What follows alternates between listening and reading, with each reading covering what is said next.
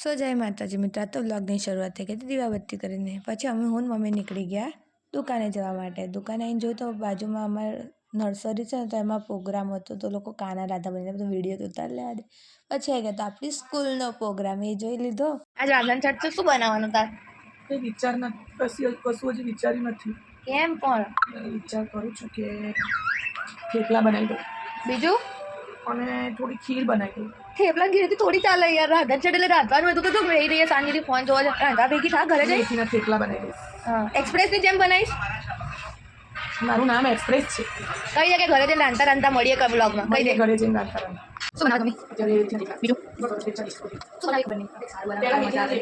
પછી કંઈક હવે થોડી વિચાર કરું છું. મજા આવી ગઈ ખાધી કા મમ્મીએ કરી દીધા થેપલા અને કરતાં કરતાં વિડીયો કોલ ચાલુ જ હતો તો જ એનું કામ બરોબર થાય. પછી આવી ગયા હતા દુકાને પી લીધી ચા અને પાછા રિટર્ન થઈ ગયા ઘર. હું છે ને હવે થોડા અળવીના પાન ચોપડી દઉં એવું. કોના માટે? તારા છોકરા માટે? હા, એના માટે. અમે બધા તો કઈ છીએ જ નહીં. ના, તમે બધા કોઈ નથી. અને હું કરું છું વડા.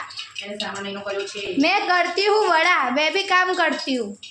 नहीं આમ જો કોઈ કામ નહીં કરતી. મારા છોકરાએ શ્રાવણ મહિનો કર્યો છે. એને એના છોકરાને જ પડી ભાઈ. છોકરી ગમે તેટલું કરીને થાકે એને એનો છોકરો જ દેખાય. મને મારો છોકરો જ દેખાય. પછી કામ બાંબા થઈ ગયા ટીવી જોવા માટે. ટીવી જોઈને પાછા આવી ગયા બહાર. મમ્મી કરતી હતી પૂજા, તેનો વિડીયો ઉતારી લીધો. બની ગયું મમ્મી ખાવાનું બધું? હો, જમવાનું બની ગયું છે. કામ બામ બધું પતી ગયું. ગેસ ધોઈ દીધો છે, રસોડું ધોઈ દીધું છે, કરી લીધી છે પૂજા. ભાઈ આ રાંધણ છઠ્ઠો દાડો તો આખો દાડો રાંધવામાં જ ગયો છે. અમે જે કરીએ બ્લોગમાં જોઈ લેજો અને મળીએ કાલે એક નવા બ્લોગમાં. અને દરરોજના બ્લોગ જોવા માટે અમારી યુટ્યુબ આઈડી સબસ્ક્રાઈબ કરો and like, follow, comment, share કરો.